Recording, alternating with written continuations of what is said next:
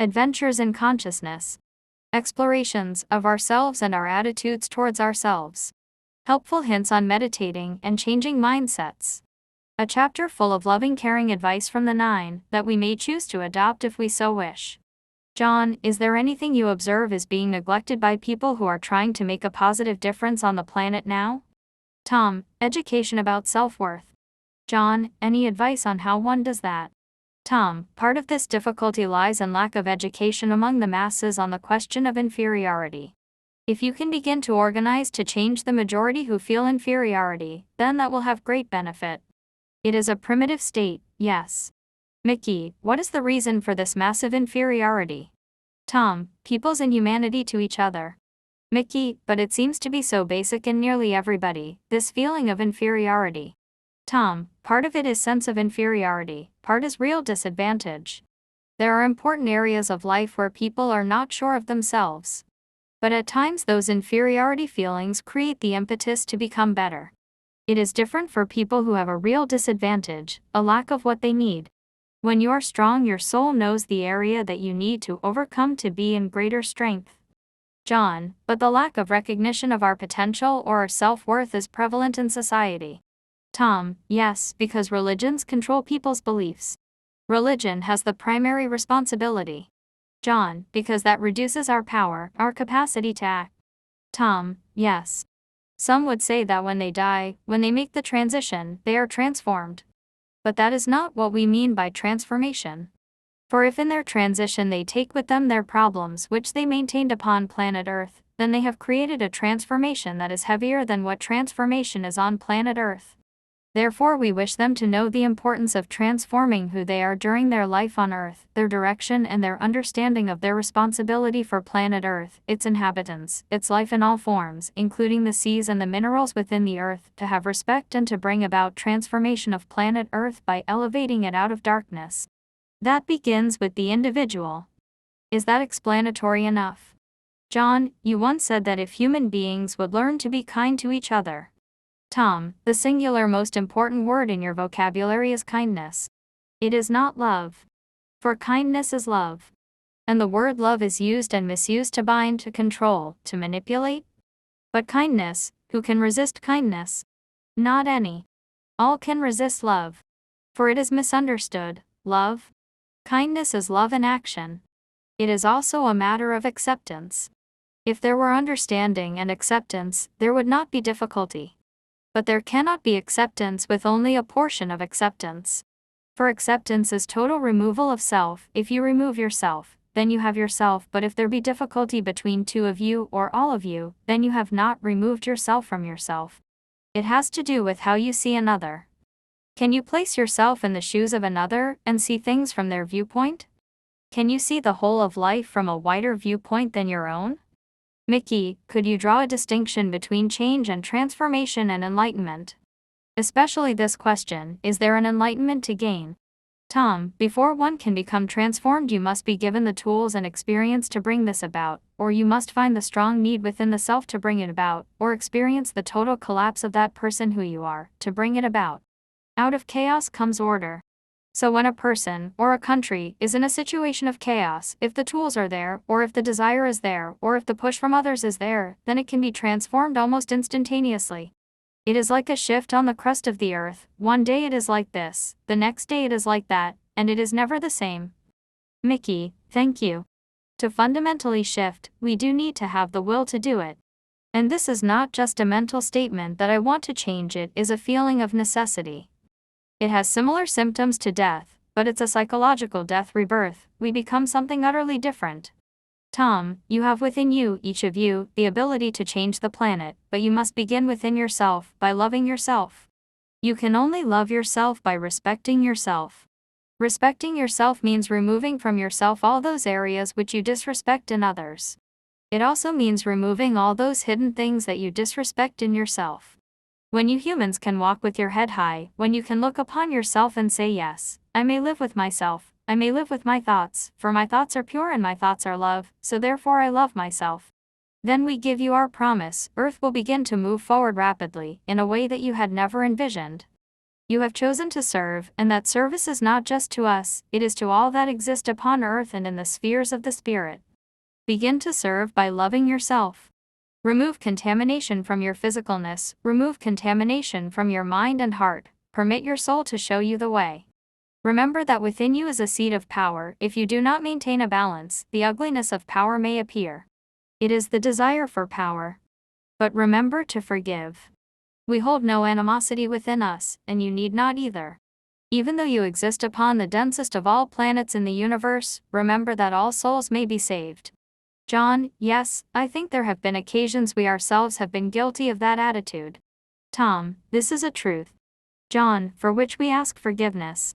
Tom: Forgiveness comes from you when there is true recognition of what has happened. May we say to you, to voice a feeling is one thing, but it is the act that is important. There are many actors upon the world stage that play a different part from what they feel. It is when they begin to feel, and to act from the whole of themselves, that they make a difference.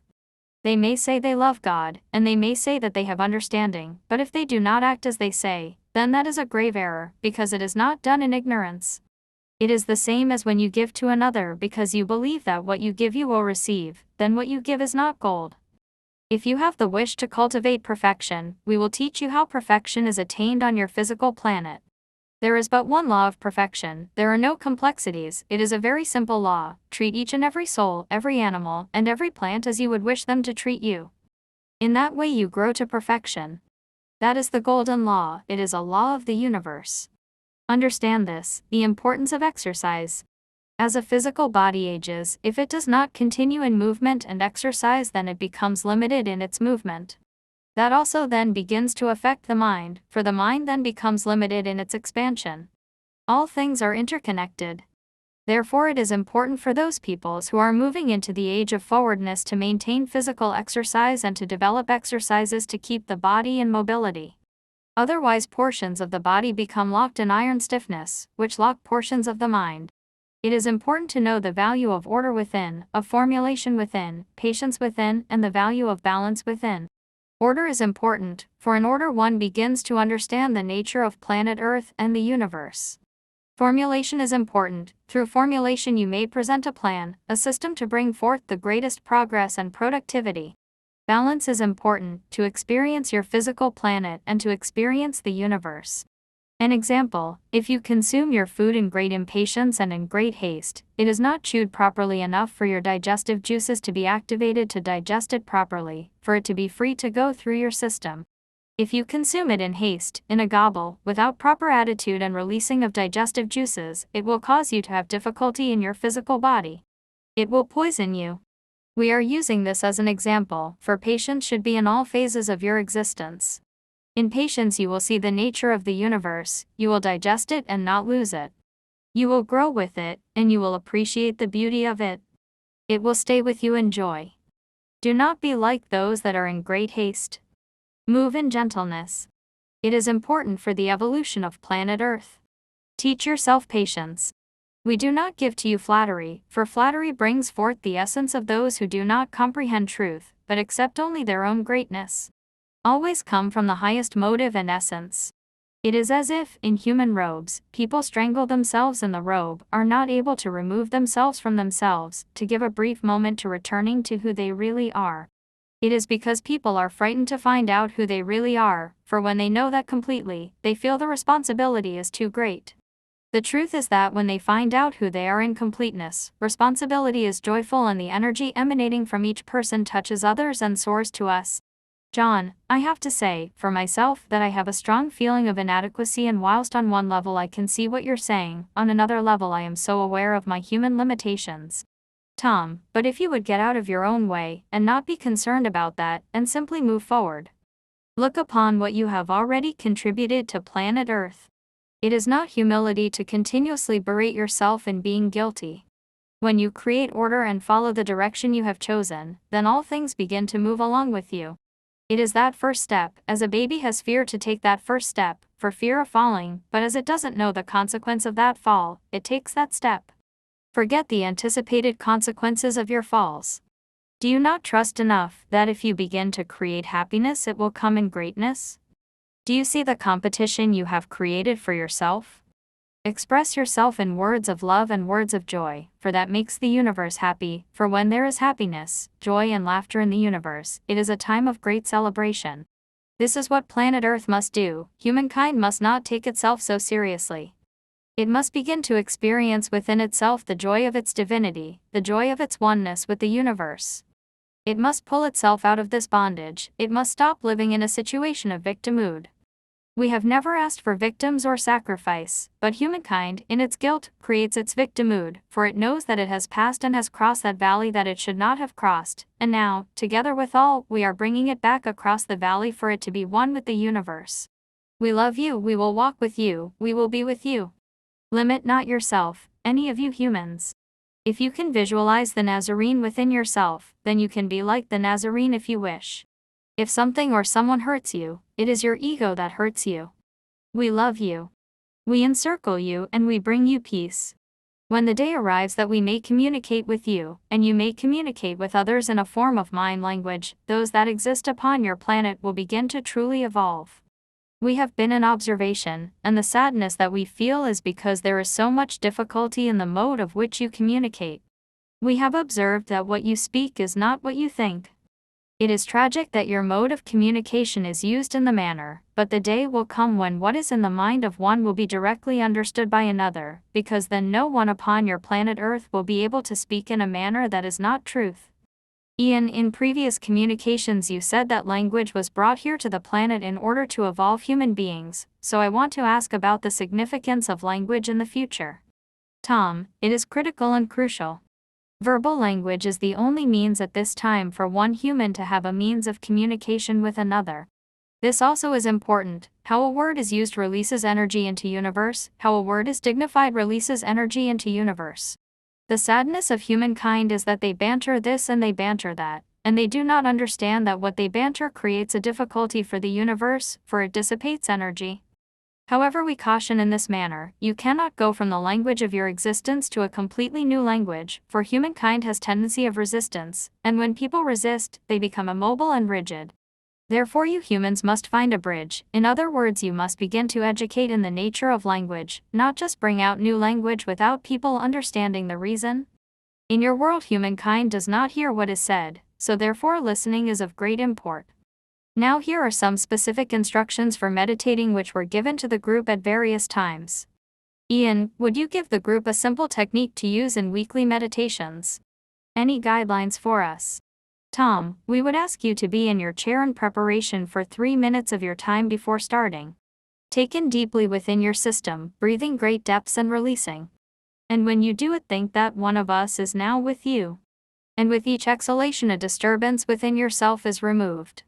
Then you become a vessel of purity for identifying your true self, knowing who you are, your connection with us and the universe, knowing that you have all that is instilled within you, encompassed in all that you are, your spirit, soul and mind, which continue on in all eternity. You contain all that is. Identify the power within yourself to create and bring into being the necessary changes for Earth to evolve to its state of paradise. Be one that is ahead, not as an elite, more intelligent or wise, but ahead in being able to remove yourself from yourself, to step back and view the truth of your being.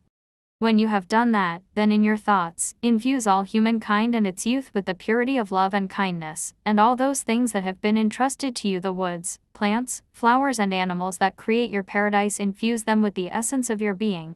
And in your thoughts, bring the message to all people that they contain within them the ability, with you, to bring about the necessary changes upon Earth, by protesting when a human is not in humanity to humankind.